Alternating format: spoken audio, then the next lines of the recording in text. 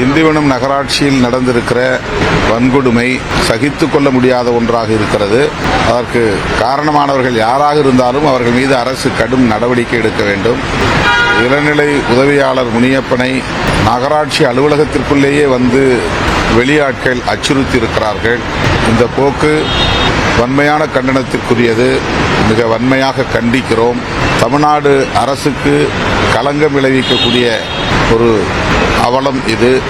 ஆகவே தமிழ்நாடு அரசு இதில் உரிய நடவடிக்கை எடுக்கும் என்று நான் நம்புகிறேன். எடுக்க வேண்டும் என்று வலியுறுத்துகிறேன்.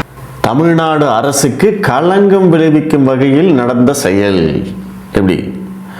அதிமுக ஆட்சியில் நடந்தது அப்படின்னா அதற்கு அதிமுக தான் காரணம், அன்றைய முதல்வர் தான் காரணம், அன்றைய அரசு தான் காரணம்.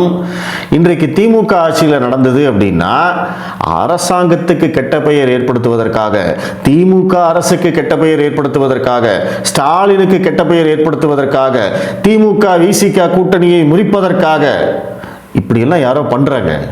இது சதி செயல். இதற்கு அரசாங்கம் கடுமையாக நடவடிக்கை எடுக்க வேண்டும்.